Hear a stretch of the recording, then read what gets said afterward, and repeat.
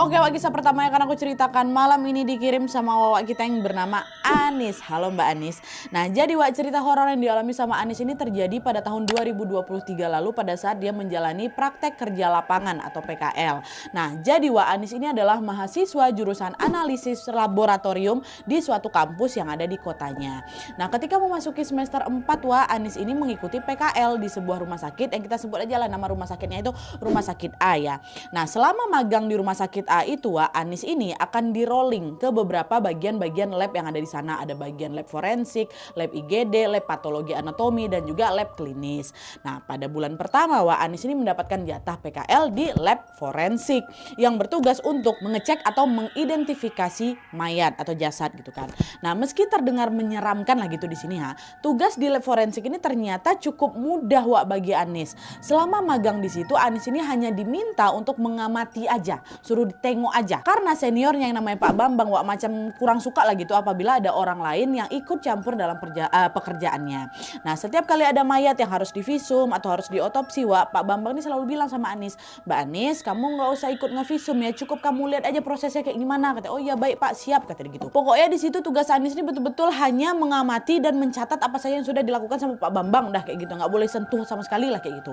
Nah, selain tugasnya ini bisa dibilang mudah Wak untuk si Anis, selama PKL di Rumah Sakit A ini Anis juga nggak pernah ngalamin kejadian aneh Wak, aman-aman aja semuanya.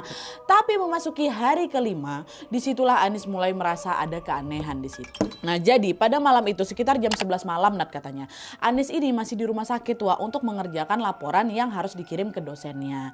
Tapi karena laporan itu belum selesai Wak, Anis ini pun memutuskan untuk menginap tuh di Rumah Sakit A. Memang biasa juga kayak gitu Wak, dan tepatnya dia nginap di ruang lab analis. Dan untungnya waktu itu Anis juga nggak sendirian. Nah, di ruangan itu Wak, ada 5 dokter koas lainnya yang juga sibuk menulis laporan mereka masing-masing. Oh, alhamdulillah aman kok aku nginap di sini, orang kita rame-rame kok ya kan. Nah, adalah tuh nugas lah Anis di sana. Nah, pas lagi fokus nugas ini Wak, Anis dengar ada suara hantaman dari pintu. Gitu kan. Dan ternyata yang ngedengar suara itu nggak cuma si Anis saja, 5 dokter koas yang lain itu denger juga. Mereka bertatap-tatap langsung kan, kalian ada dengar nggak suara barusan, kata mereka. Iya Wak, aku dengar kata mereka.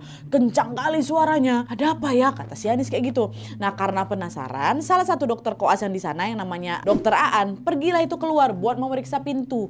Tapi pas dicek ya di luar nggak ada siapa-siapa Wak. Nah, nggak lama kemudian ada hawa dingin tuh, nah dia tiba-tiba masuk ke dalam ruangan, bikin semua pada merinding itu waktu itu. Nah, karena pada merinding semua, perasaan mereka juga sama-sama gak enak, panik keluar, ada apa nih, wah tuh lari lah semua kan, lari ke ruang UGD. Nah, by the way ruang analis